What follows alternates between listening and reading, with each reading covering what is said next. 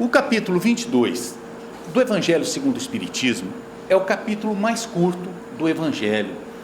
Nós temos o capítulo 5, que tem 31 itens, que é bem-aventurados os aflitos. Esse é, não separeis o que Deus juntou. Nós temos 2 itens, indissolubilidade do casamento e divórcio.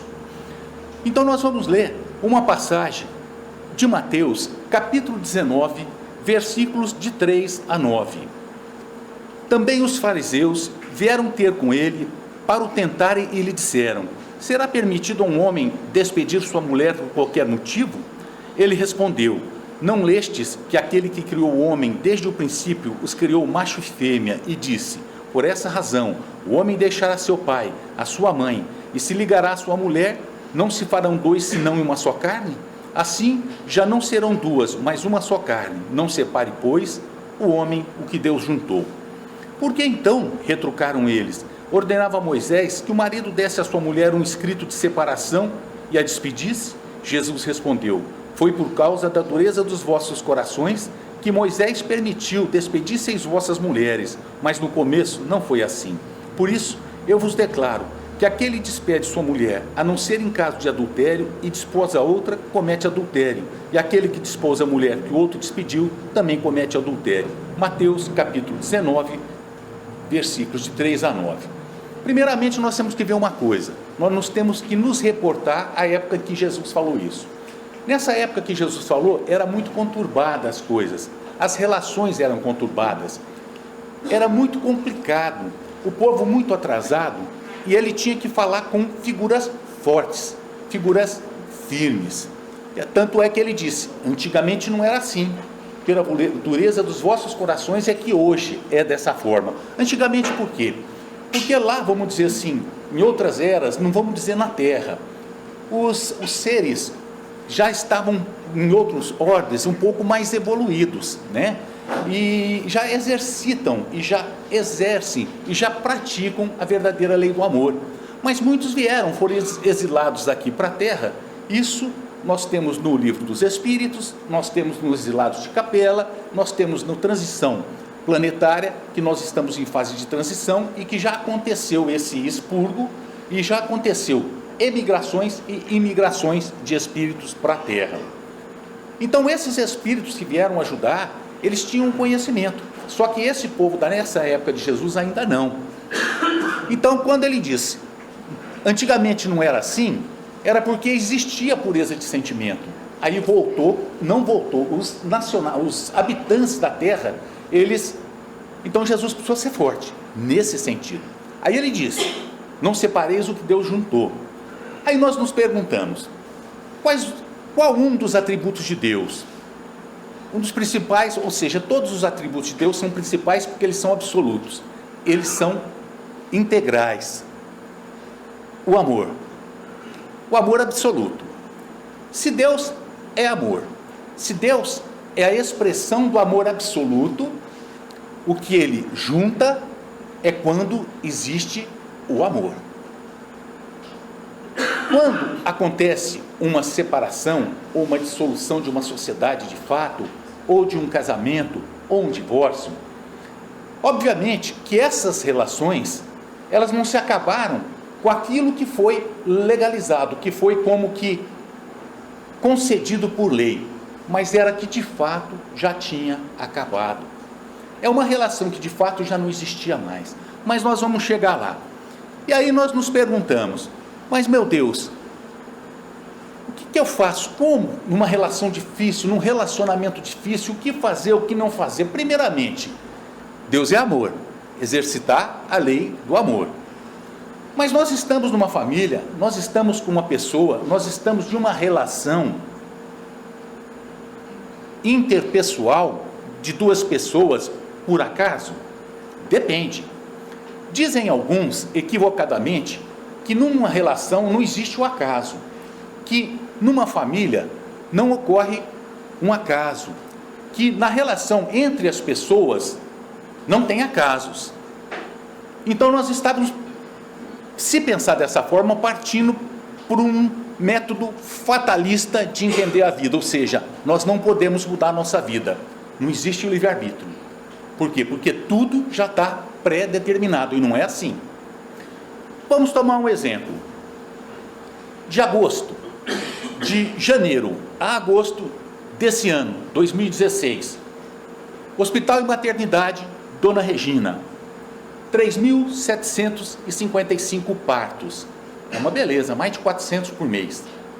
Porém, desses 3.755 partos, 41 de crianças de 10 a 14 anos, 748 de jovens de 15 a 19 anos. Estava escrito, como diz os árabes, maktub, estava escrito para essas crianças serem mães nesse período das suas vidas, sendo que seus corpos nem desenvolvidos estão? Não estava escrito. Então não é tudo que acontece na nossa vida que está determinado, obrigatoriamente. Não, eu estou com essa pessoa porque eu sou obrigado, porque Deus quis e porque eu fui enviado para essa relação. Não. Muitas vezes nós nos precipitamos e adiantamos uma coisa que não era para ser. Por quê? Nós temos o livre-arbítrio. Nós temos a liberdade de escolha. Nós podemos escolher os caminhos da nossa vida. E às vezes nós vemos uma pessoa muito bonita, uma pessoa muito educada, uma pessoa muito jeitosa, e ela nos cativa, mas é um cativar. Então nós nos sentimos atraídos para essa pessoa e entramos numa relação. E essa relação se torna ou uma união estável, ou um casamento, ou o que quer que seja, um vínculo mais profundo, mais forte. Só que quando nós nos encontramos nas nossas casas, é como se nós desvestíssemos as nossas máscaras. Então a gente começa pouco a pouco a mostrar realmente que nós somos. Então toda aquela ilusão, toda aquela beleza, toda aquela simpatia vai se esvaindo. E como não tem o amor, que era só uma ilusão, uma paixão momentânea, aquilo se acaba. Acaba por quê? Porque embora as adversidades daquela relação, daquele relacionamento, ou no núcleo familiar, existe a necessidade de se aplicar a primeira lei de Deus, que é a lei do amor.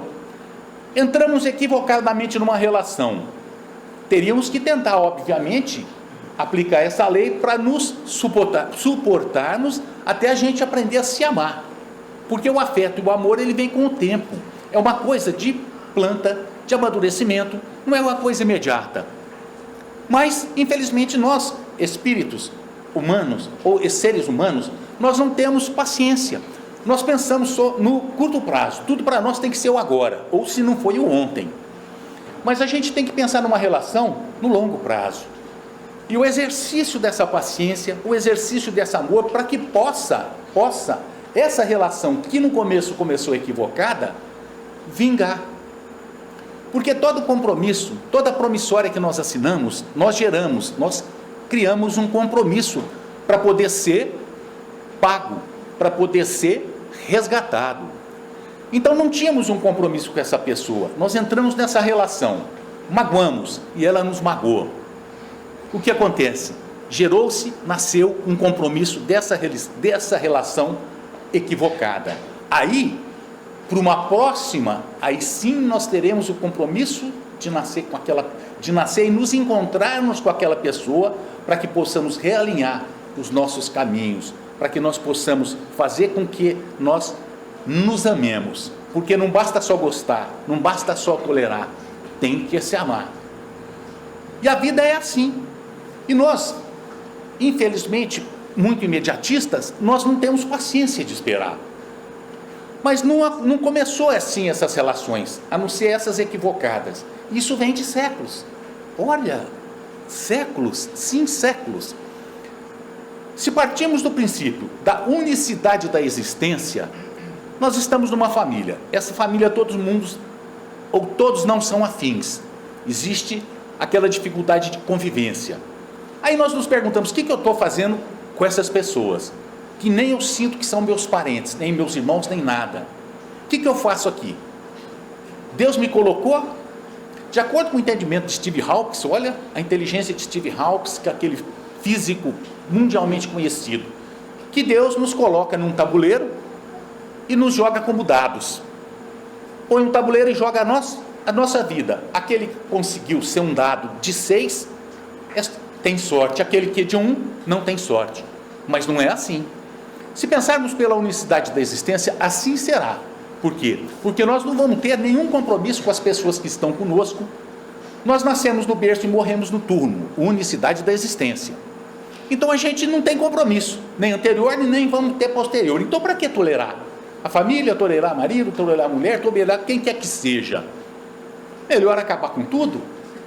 Principalmente quando a gente acredita só na unicidade da existência e não tem uma visão de sobrevivência da alma ou do espírito, é um materialista. Então melhor é morrer. Me suicido e mato a minha família, como muitos casos a gente vê que acontece. Às vezes é desespero. Mas se abrirmos a nossa vista, ampliando, tirando o véu do túmulo, tirando o véu do berço, a gente vai um pouco adiante e volta um pouco para trás. Na época das cavernas, vivíamos como animais, numa relação promíscua, em que ninguém era de ninguém.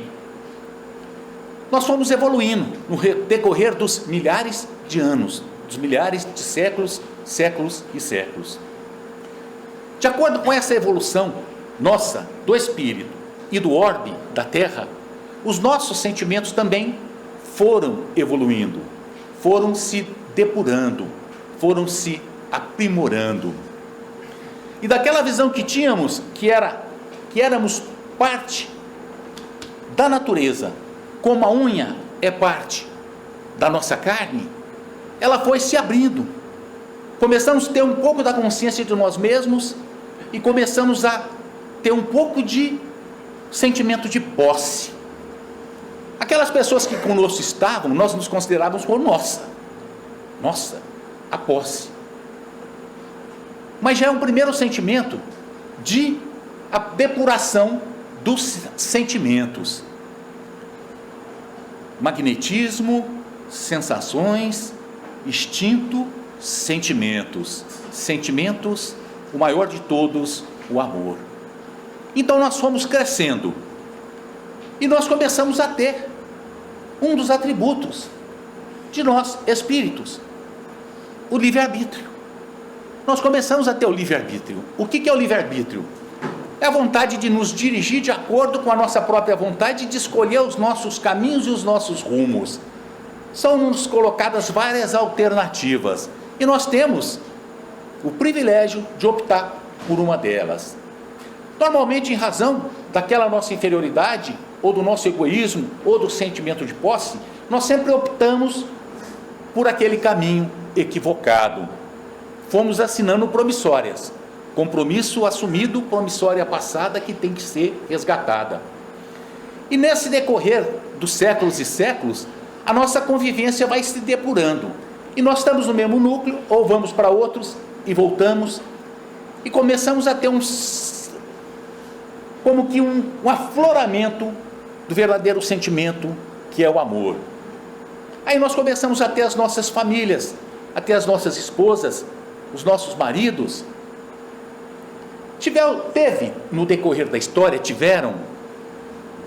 passamos por várias fases, várias fases. Nós tivemos o poliandrismo, que é uma mulher e vários homens, poligamismo, um homem e várias mulheres, o matriarcado, que a mãe, a mulher, era como que a tutora de tudo, o patriarcado, que depois vigiu, principalmente depois de Moisés. Moisés que trouxe a imagem de Deus homem, do macho. Então pregou-se que Deus era homem, mas numa visão antropomórfica de Deus. Porque o que é Deus? Nos respondem os Espíritos na pergunta número 1 do Livro dos Espíritos. A inteligência suprema, causa primária de todas as coisas. Perguntam os Espíritos, mas nós temos como saber ou ver o que é Deus hoje? Não, porque ainda não tenhais os atributos para que possa compreender a verdadeira essência de Deus. Porém, saiba de uma coisa: pelo efeito se conhece a causa. Aí nós nos perguntamos, qual é o maior de todos os efeitos de Deus? Nós, seus filhos, efeitos inteligentes. E se nós somos efeitos, existe uma causa. Essa causa não é acaso. Não é acaso, não é o nada, não é alguma coisa que não tenha como se explicar. Essa causa é Deus. E nós fomos crescendo e começando a ter consciência também de Deus dentro do nosso coração. E fomos tendo as nossas escolhas equivocadas no decorrer dos séculos, e nós geramos compromissos. E esses compromissos, como é do conhecimento de todos aqui que são adultos, quando nós assinamos uma promissória e nós temos um credor, nós temos que cumprir, resgatar com esse credor, não com um terceiro. E aí nós começamos a resgatar com os nossos credores, e nós também credores de outros. Começamos a viver então no mesmo núcleo, começamos a viver na mesma sociedade, numa coletividade, porque nós temos, como se diz, os resgates coletivos e os resgates individuais. E vivendo nesses núcleos, nesses lugares, nós começamos a nos digladiar com as pessoas, porque nós nos esquecemos que somos filhos de Deus e que estamos nesse lugar para a gente se amar. E esses sentimentos, pouco a pouco, foram se apurando. Culmina com o que nós somos hoje. Para termos ideias, não estou criticando os senhores, mas eu vou dizer por mim, do planeta em que nós nos encontramos, nós temos, grosso modo, no Evangelho segundo o Espiritismo, numa escala de 5 mundos, vamos assim dizer. Mas não é um mundo aqui, um mundo não. Bilhares e milhares de mundos que estão na mesma, vamos dizer, no mesmo grau. Nós temos o mundo primitivo, passamos por ele, passamos pelas cavernas, ótica da reencarnação. Quarto princípio da doutrina espírita, pluralidade das existências. Do mundo primitivo, nós começamos a ter o nosso livre-arbítrio, a consciência de nós mesmos. Começamos a errar e lesar o nosso próximo. Então nós tínhamos 3 coisas a fazer.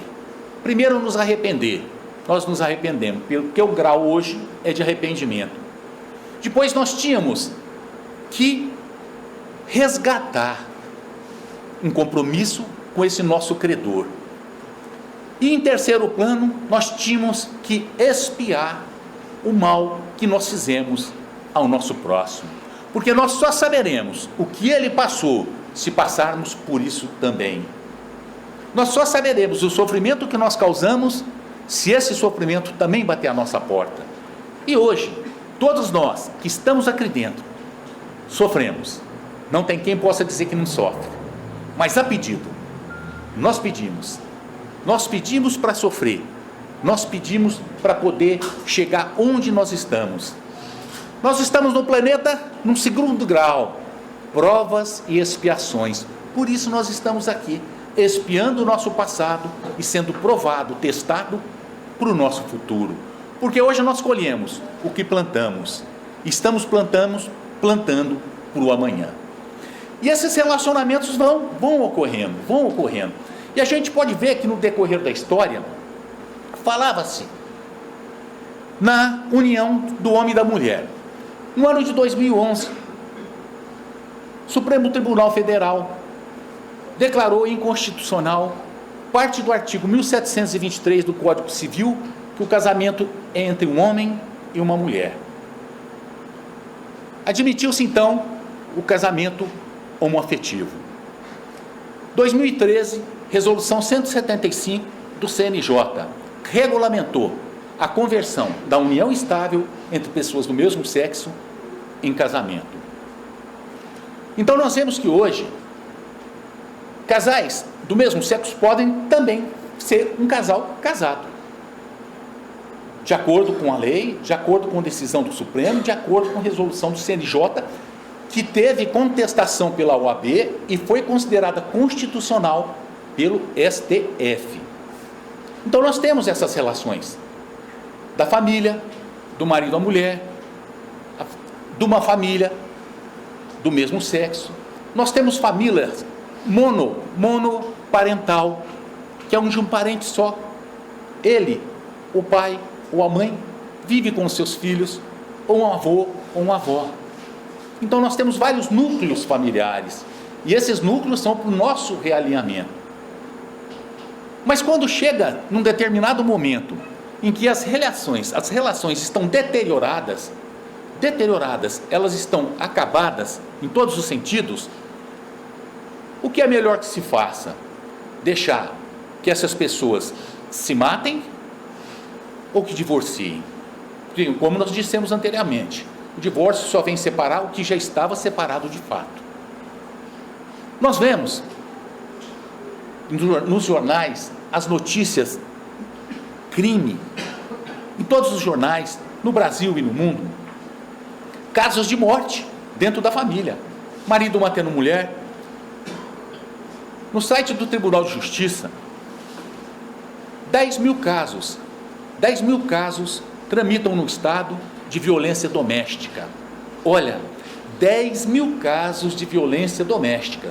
E a violência doméstica é considerada o homem fazendo com a mulher, ou o filho com a mãe. Olha o grau em que nós chegamos. Agressões.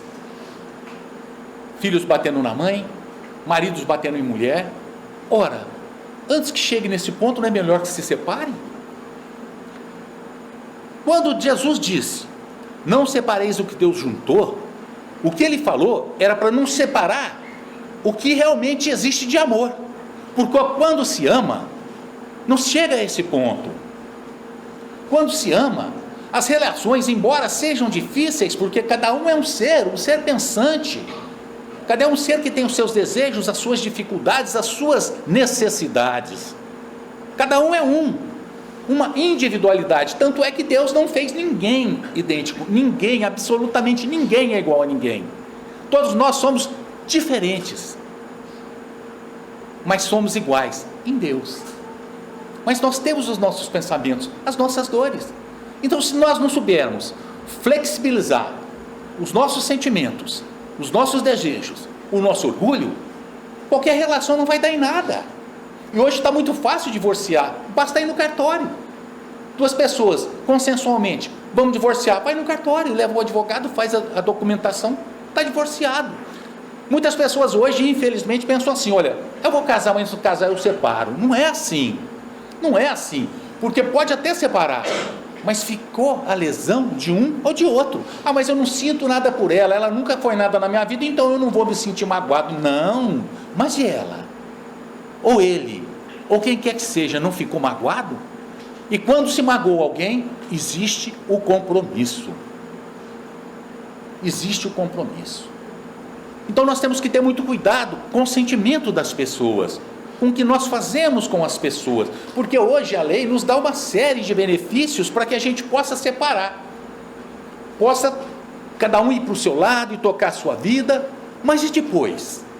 E os compromissos? Então, no decorrer desses séculos e séculos e séculos, nós fomos assumindo os compromissos com as pessoas, elas com a gente, e hoje nós nascemos em um núcleo familiar. Coincidentemente, quando equivocadamente nós não partimos para precipitação, nós encontramos aquela pessoa que a gente vai se unir. Encontrando essa pessoa, a gente sente isso. E essa relação a gente vê que pouco a pouco vai amadurecendo de uma forma adulta. Uma forma adulta. Então essa pessoa seria realmente a pessoa da minha vida. Mas muitos falam, meu Deus, mas eu não casei. Eu estou solteiro, eu vou ficar solteiro. Por opção ou não. Mas é uma necessidade.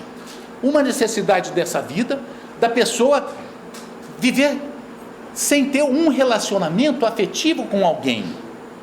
Afetivo que eu digo, entre duas pessoas, porque tem a afetividade da família, o amor da família, mas por necessidade de pedido, de nessa vida passar por isso. Alguns missionários, Divaldo Pereira Franco, Francisco Cândido Xavier, nunca se casaram, porque eles tinham uma missão na vida, um trabalho na vida, era o trabalho deles. E essas pessoas que se sentem solitárias, diz Divaldo Pereira Franco, elas nunca seriam solitárias se elas forem solidárias, porque nós temos tanta coisa para encher a nossa vida, nós temos tanta coisa para fazer, que muitas vezes a gente chega até a pensar, não digo eu não, porque o Alé e eu temos uma combinação muito grande, se eu não tivesse com essa pessoa eu faria muito mais, ou seja, queria até estar sozinho, mas não, está junto. Então tem muito o que se fazer. Então as pessoas que hoje se encontram sozinhas, não se preocupem, se não conseguir encontrar aquela cara metade, entre aspas, ou aquela pessoa que vai preencher a sua vida, é porque nessa vida, não era necessário que ela se casasse, porque ela tinha talvez uma missão, um trabalho a fazer, sem que se casasse. A gente vê professores, diretores, pessoas que se dedicam integralmente às suas escolas e são solteiras. Lá da cidade que nós viemos, eu não vou citar nome porque tem uma moça que ela ficou viúva muito, mas muito cedo mesmo. O marido dela desencarnou, eles tinham o quê? Poucos anos de casado, filho, bebê, jovem. Nunca mais ela se casou, se dedicou à escola, se dedicou ao filho, se dedicou à vida para o seu próximo. Madre Teresa de Calcutá nunca se casou, dedicava a sua vida ao próximo. Então só fica solitário quem não é solidário. Mas nessas relações, quando ocorrem, tem que ter a compreensão, tem que ter o amor, tem que ter a paciência. Aí eu precipitei, tá certo, precipitou, mas em que ponto está essa relação que se precipitou? Não, nós já não tem como mais suportar, então divorcia. A doutrina espírita, atentem senhores, a doutrina espírita não incentiva e nem faz apologia do divórcio. A doutrina espírita vê o divórcio como um remédio amargo, necessário para que se não cause um mal maior. Não é apologia, entende-se como um remédio.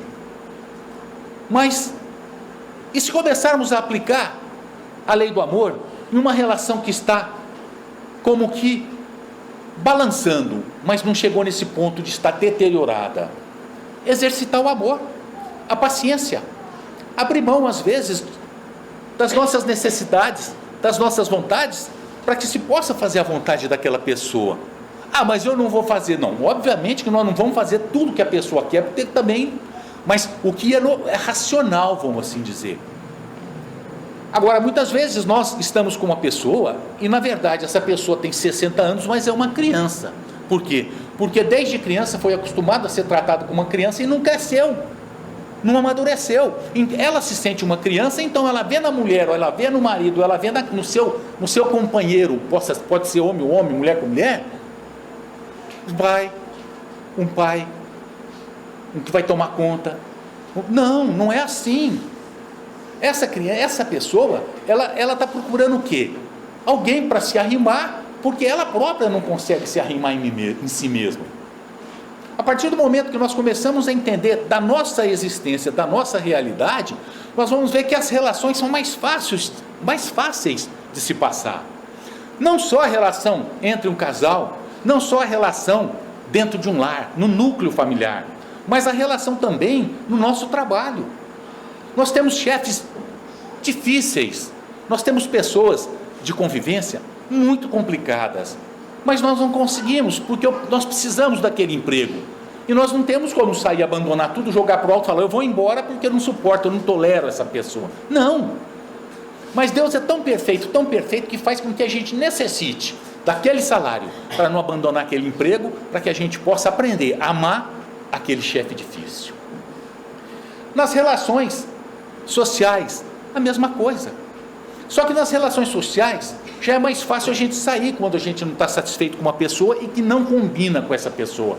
É só não ir mais naquele grupo social, ou naquele local, ou onde eu posso encontrar aquela pessoa, eu vou embora. Mas na família nós não temos como sair, muitas vezes do emprego também não. Então nós notamos que quando os laços se estreitam mais, os compromissos são maiores.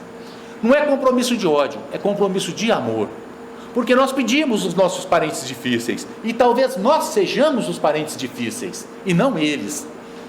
Quantas vezes os nossos caprichos são feitos por aquela mãezinha, ou por aquele pai, ou por aquele irmão, ou por aquela pessoa que está no lugar dessas pessoas no nosso lar.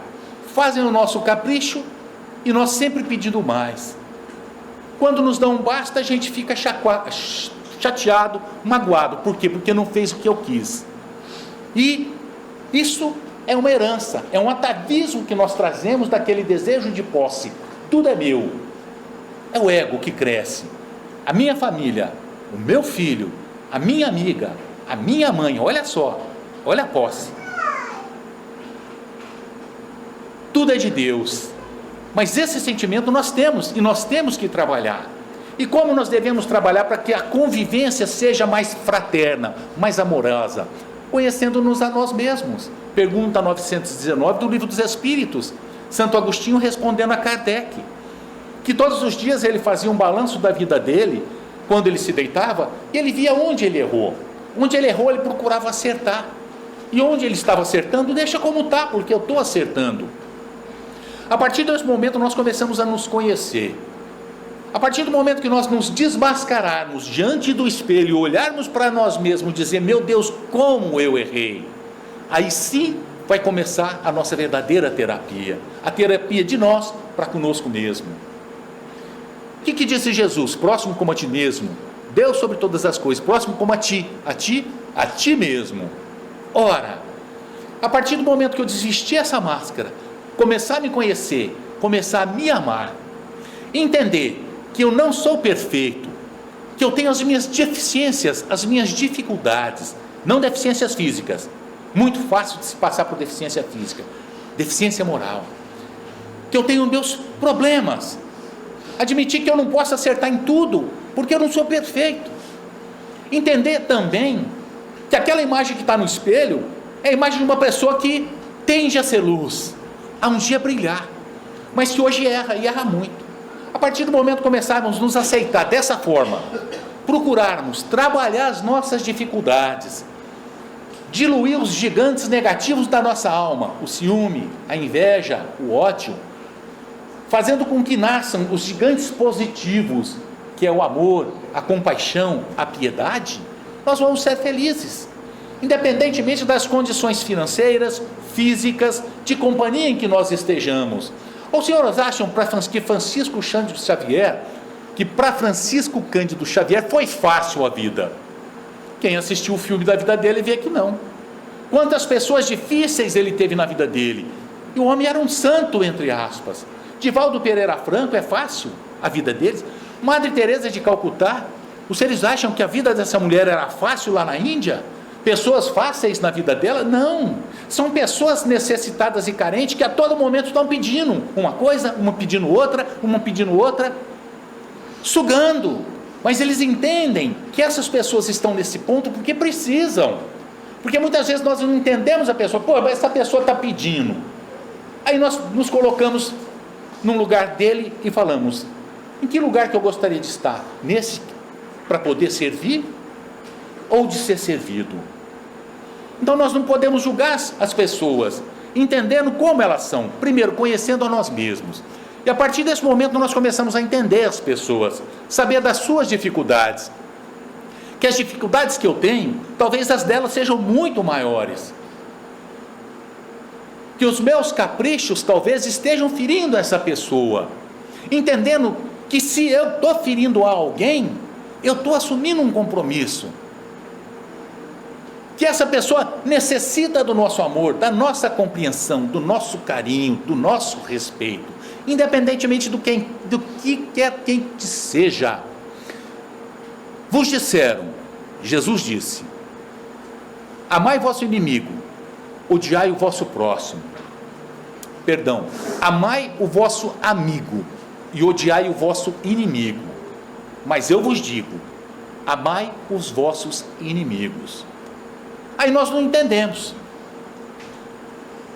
mas a doutrina espírita 1864, através do Evangelho segundo o Espiritismo, nos explica que não é para que a gente vá abraçar um inimigo, beijar, não, porque nós não temos o mesmo carinho de que por um amigo, de forma nenhuma, mas que nós não o odiemos, para que nós não tenhamos o desejo de vingança, porque a vingança é um gigante negativo da alma, que nós temos que trabalhar para que nós não tenhamos esse sentimento, porque é um sentimento, o ódio é um sentimento, o amor é um sentimento, e nós somos espíritos, nós não somos os sentimentos, nós somos espíritos, os sentimentos são atributos nossos, do espírito, e quem manda no espírito, nós somos nós mesmos e não os sentimentos são neutros, o ódio é neutro, mas a gente que direciona, o amor é neutro, mas a gente que direciona, o mal é neutro, mas a gente que direciona.